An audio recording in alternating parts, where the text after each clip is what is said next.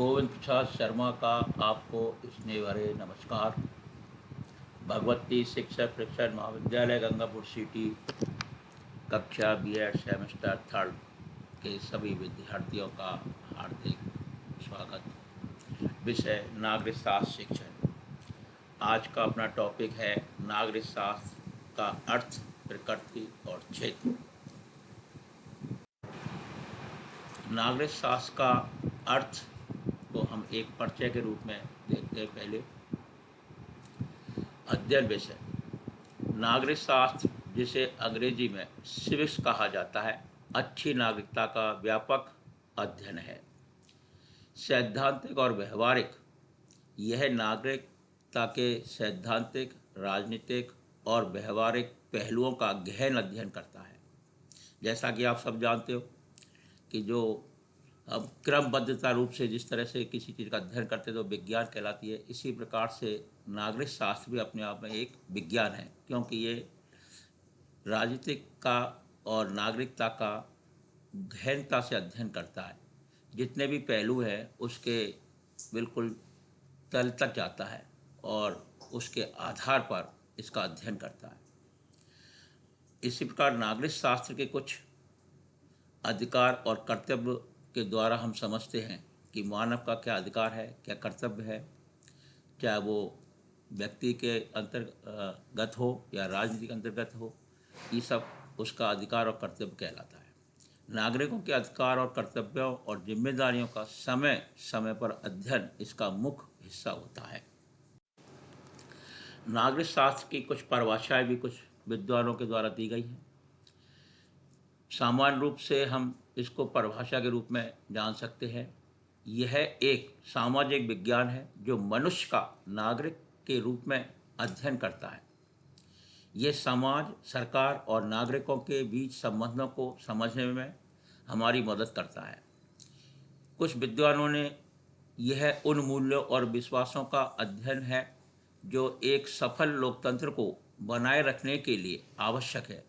यह लोकतंत्र की आत्मा को समझने में भी सहायता करता है, क्योंकि लोकतंत्र हमारे देश की एक तरह से सफलता की कुंजी है।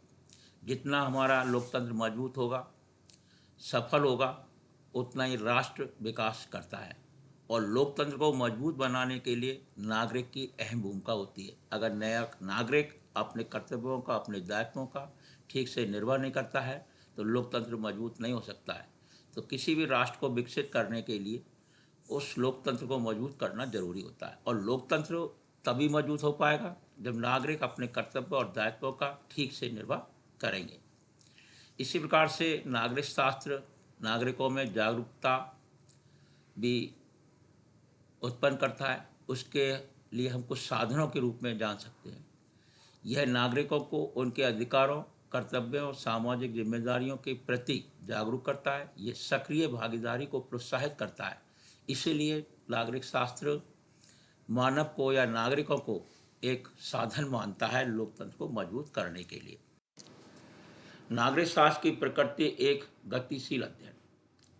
अब नागरिक शास्त्र को प्रकृति का एक गतिशील अध्ययन माना है, क्योंकि बिना नागरिकों के प्रकृति गतिशील नहीं हो सकती। नागरिक शास्त्र की प्रकृति एक गतिशील अध्ययन। सैद्धांतिक से व्यवहारिक। यह केवल सैद्धांतिक ज्ञान प्रदान नहीं करता, बल्कि व्यवहारिक जीवन से गहराई से जुड़ा हुआ है। यह सिद्धांत और व्यवहार के बीच सेतु का कार्य करता है, अर्थात एक पुल की तरह कार्य करता है। चेतना का विकास। यह सामाजिक और राजनीतिक चेतना के विकास पर जोर देता है। यह नागरिकों को सामाजिक मुद्दों के प्रति संवेदनशील बनाता है। व्यक्तित्व निर्माण। यह व्यक्ति को एक सुसंस्कृत, जिम्मेदार और सामाजिक रूप से सक्रिय नागरिक बनाने के लिए प्रेरित करता है। यह चरित्र निर्माण का आधार है। नागरिक शास्त्र का महत्व। एक सफल लोकतंत्र की नींव। प्रजातंत्र की सफलता। नागरिकों को जागरूक और सूचित होना प्रजातंत्र की सफलता के लिए आवश्यक है। जागरूक नागरिक ही सक्रिय भागीदारी कर सकते हैं। सामाजिक चेतना। यह समाज के प्रति दायित्वों का बोध कराता है। बोध से यहाँ अर्थ है यानी उनको पूर्ण ज्ञान होना। पूर्ण ज्ञान का मतलब जब तक व्यक्ति ज्ञान के बारे में किसी रूप से तुलना नहीं कर सकता है, सामान्यीकरण नहीं कर सकता है, अंतर नहीं कर सकता है, तो वो बोध नहीं कहलाएगा। तो समाज के प्रति दायित्वों का बोध कराना यानी हर तरह से पूर्ण रूप से उसको ज्ञान प्राप्त हो जाना, यह सामाजिक दायित्व और सामाजिक सुधार की भावना को विकसित करता है। राजनीतिक चेतना, राजनीतिक चेतना से मतलब है यार राजनीति के रूप में जागृत होना। जब तक हम जागृत नहीं होंगे तो वो राजनीतिक चेतना नहीं कहलाती। तो नागरिक शास्त्र अपने आप में राजनीतिक चेतना भी जागृत करता है। यह देश प्रेम, वफादारी की भावना विकसित करता है। यह राष्ट्रीय एकता और अखंडता की भावना को मजबूत करता है। व्यक्तित्व विकास, यह व्यक्ति में उचित नागरिक गुणों का संचार करता है। यह ईमानदारी, दृढ़ता और सामाजिक दायित्व की भावना को विकसित करता है। नागरिक शास्त्र का क्षेत्र व्यापक और विस्तृत होता है। नंबर 1, नागरिक के अधिकार और कर्तव्य। व्यक्तिगत और सामूहिक अधिकारों तथा कर्तव्यों का व्यापक अध्ययन मौलिक अधिकार, कर्तव्यों और सामाजिक जिम्मेदारियों का विस्तृत विश्लेषण करता है। सरकार और शासन, विभिन्न प्रकार की सरकारों, लोकतंत्रात्मक, राजतंत्रात्मक, संसदीय, राष्ट्रपति प्रणाली और उनकी कार्य प्रणाली का अध्ययन करता है। नंबर 3 पर आता है स्थानीय निकाय। स्थानीय निकाय के अंतर्गत 2 प्रकार की होती है, एक शहरी और एक ग्रामीण। ग्रामीण में ग्राम पंचायत, पंचायत समिति और जिला परिषद, और शहरीकरण में आती है नगर पालिका, नगर परिषद और नगर निगम।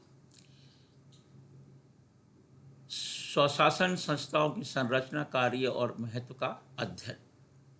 राष्ट्रीय और अंतर्राष्ट्रीय मुद्दे, राष्ट्रीय एकता, अखंडता, अंतर्राष्ट्रीय संबंध, संयुक्त राष्ट्र संघ और वैश्विक मुद्दों का अध्ययन करता है।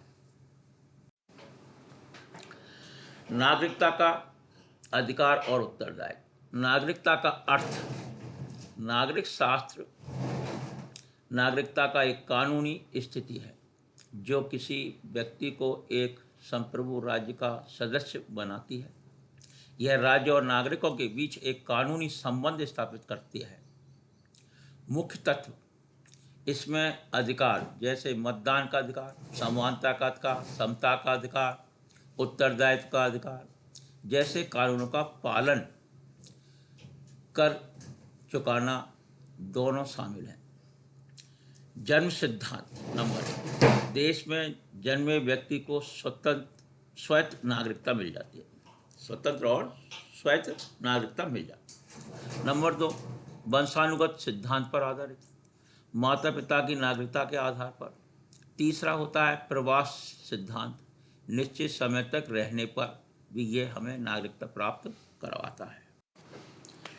निष्कर्ष में अब हम यही कहेंगे कि एक जागरूक नागरिक का निर्माण नागरिक शास्त्र के अध्ययन के माध्यम से हो पाता है। आवश्यकता, नागरिक शास्त्र का अध्ययन प्रत्येक व्यक्ति के लिए अत्यंत आवश्यक है। यह जीवन का एक महत्वपूर्ण हिस्सा है। समझ का विकास, यह हमें समाज और राष्ट्र के प्रति अपने कर्तव्यों को समझने में मदद करता है। यह सामाजिक दायित्व की भावना जगाता है। राष्ट्र निर्माण, यह जागरूक, सूचित और जिम्मेदार नागरिक ही एक मजबूत, समृद्ध और प्रगतिशील राष्ट्र का निर्माण करता है।